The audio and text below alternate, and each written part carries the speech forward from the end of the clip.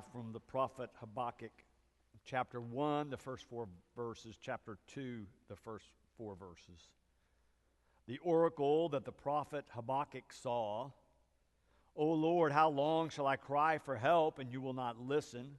Or cry to you violence, and you will not save? Why do you make me see wrongdoing and look at trouble? Destruction and violence are before me. Strife and contention arise. So the law becomes slack, and justice never prevails. The wicked surround the righteous. Therefore judgment comes forth perverted. I will stand at my watchpost and station myself on the rampart. I will keep watch to see what he will say to me and what he will answer concerning my complaint. Then the Lord answered me and said, Write the vision, make it plain on tablets, so that a runner may read it. For there is still a vision for the appointed time. It speaks of the end and does not lie. If it seems to tarry, wait for it. It will surely come. It will not delay. Look at the proud. Their spirit is not right in them, but the righteous live by their faith. This is the word of God for the people of God. Thanks be to God.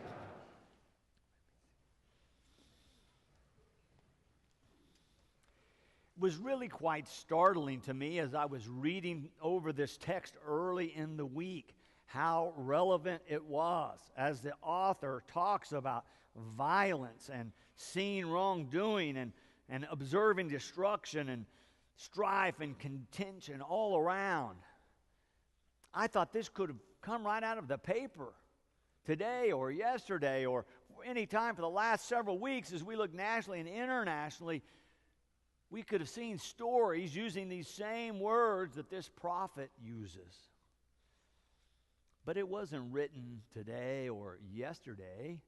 Our best biblical scholars tell us that this letter was written from the prophet around the year 600 BC or BCE, before Christ or before the Common Era. That is some 2,600 years ago. And yet it speaks to issues we still grapple with in our own lives today.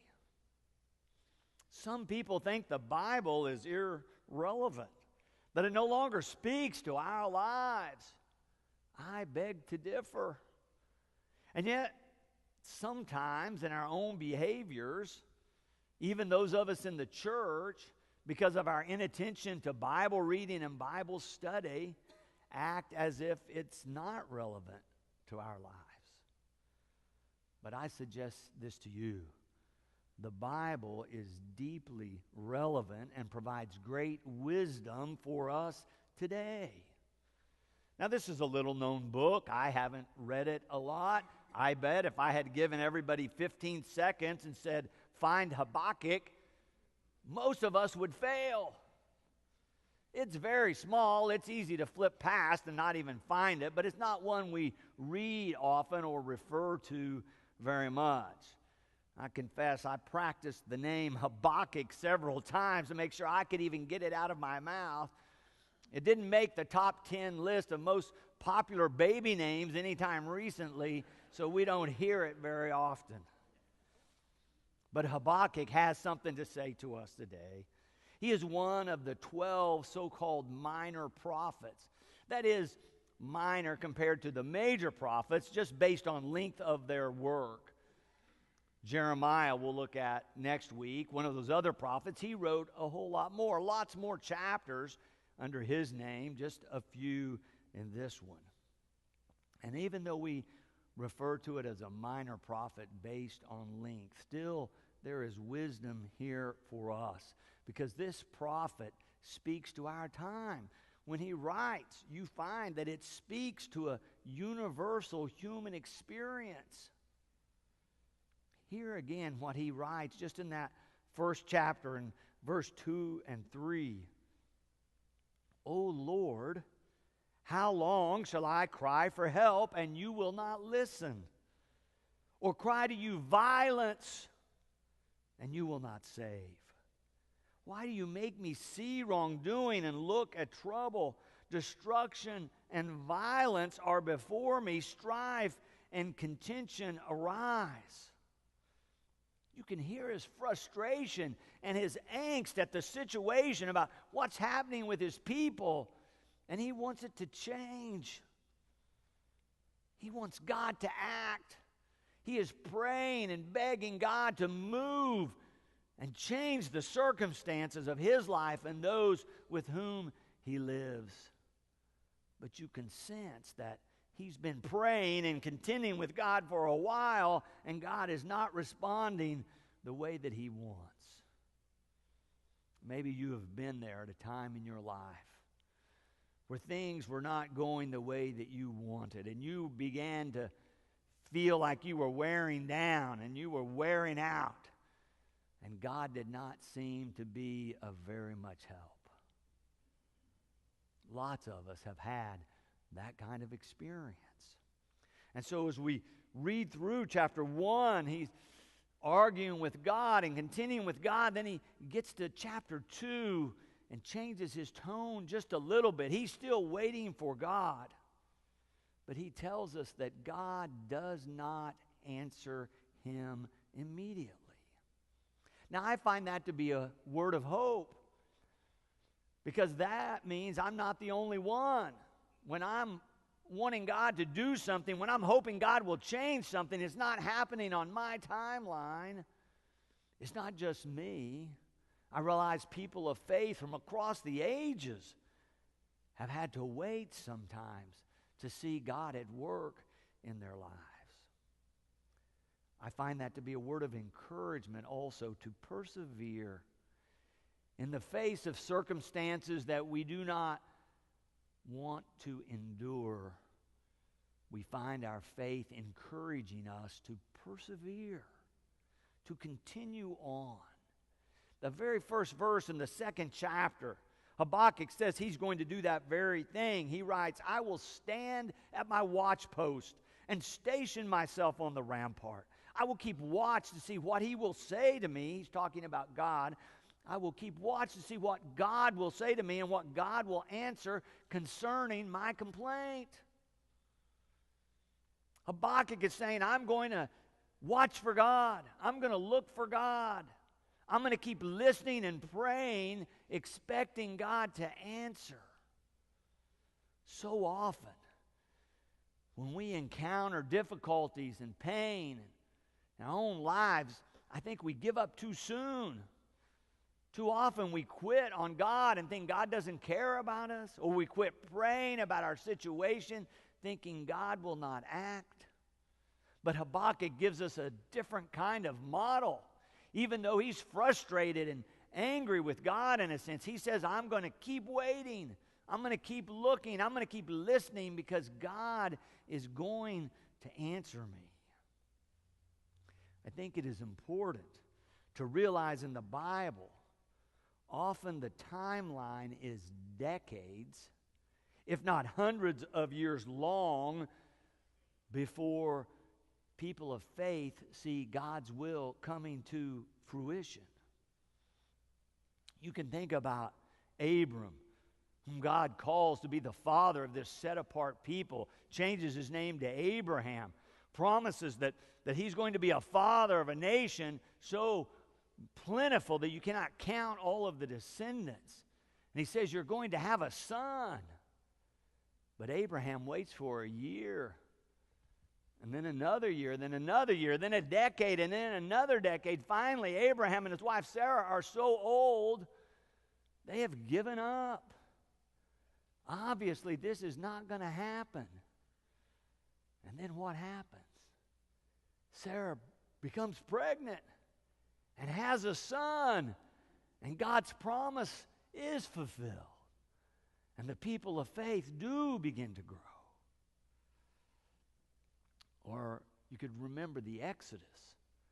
When you began to read through the last part of Genesis and into the book of Exodus, you realize that the people of faith, the Hebrew children, have been in Egypt for 400 years. That's a long time to wait for God to act. But then Moses is called, and Moses comes, and they're very excited as Moses leads them out of Egypt, and they think, some of them at least, that when they cross the border, when they cross the Red Sea, that it's all going to be wonderful. But then they become really frustrated. You remember how long they spent in the desert? 40 years before God actually leads them to the promised land. It's a very different timeline than most of us are used to. We're so eager to have things instantly. We want quick answers. We like fast food and fast this and that. But the Bible has a whole different idea of time and how God is at work in that. I thought of the early Christians. You know, it was 300 years between the time of Christ and before the Roman emperor recognized Christianity as a valid religious practice. 300 years people praying for God's will to be done on earth as it is in heaven. We're still praying it today, 2,000 years later. God's timeline might be really different than ours. And Habakkuk is struggling with that, but has a word of faith for us. Habakkuk reminds us and reminds his people that being people of faith means being a people of patience and perseverance. I don't think I'd really caught on to this idea until I was in seminary and was reading through one of the textbooks as they were describing God. And they said God was a power that works slowly, but is finally the most effective force in reality. It doesn't always square with what we want when we want it.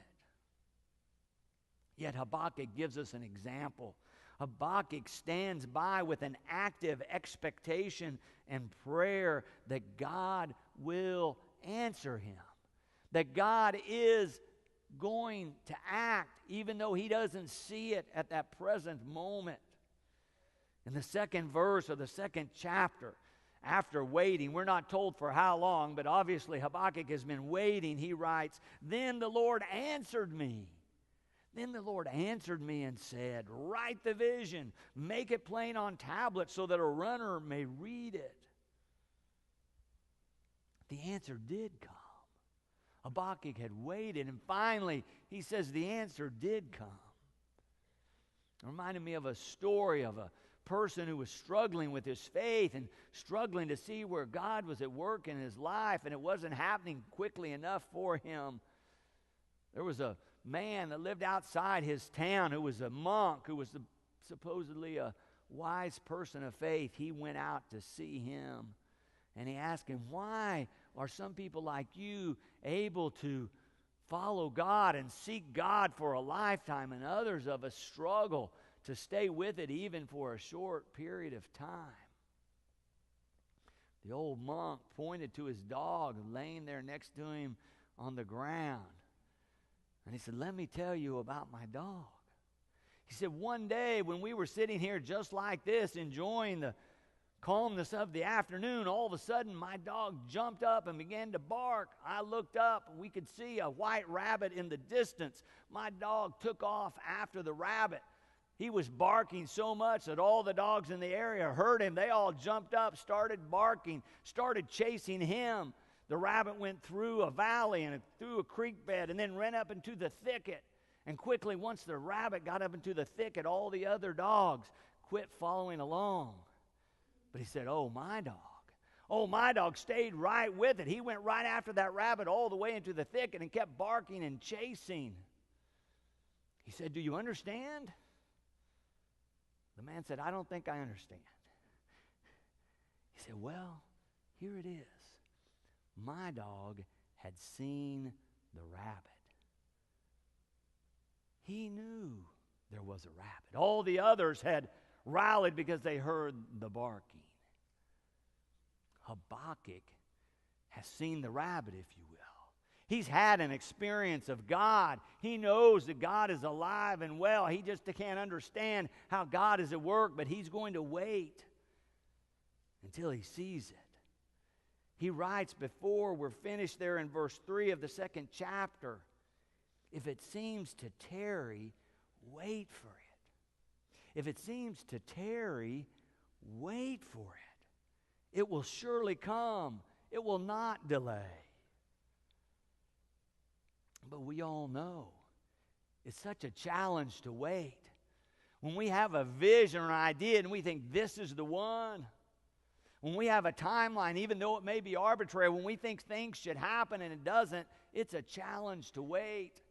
When we've been asking God for a while to help us out, to change something, and it doesn't change the way we had imagined, it's a challenge for us to wait. And yet the people of faith throughout the Bible say, wait on the Lord. Wait on the Lord. If it seems to tarry, wait for it. I thought about that decisive moment. It turns out to be Jesus' last night on earth. He's had this meal with his disciples that we will commemorate and celebrate in a moment. And they've gone out to the garden.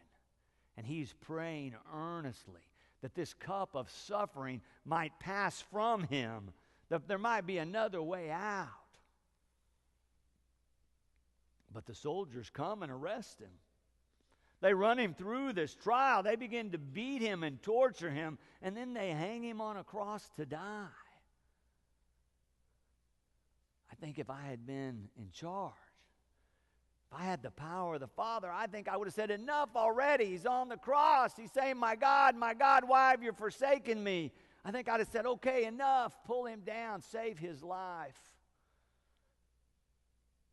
But God left him there on the cross, and he died. For 3 days, it looked like Jesus was crazy, and that God was not trustworthy. God could not be counted on.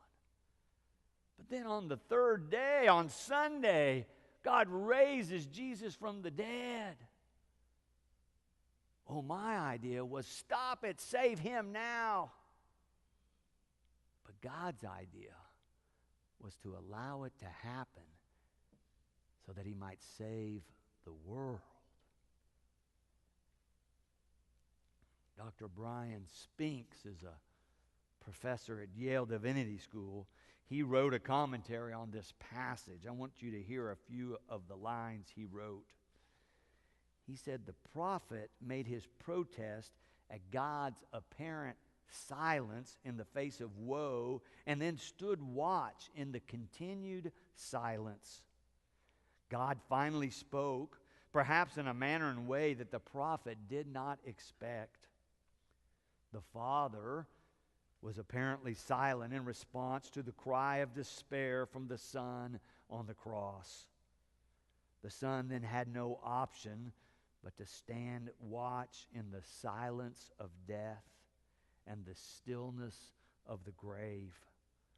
Only on the 3rd day did God give an answer with a resounding vindication, an act of love. Paul remarked of God, my grace is sufficient for you, for my power is made perfect in weakness. Dr. Spinks writes, here is a reminder that God's grace is most effective when we have finished our protest and outrage and are silent. The God of surprises then acts in ways we could never have imagined.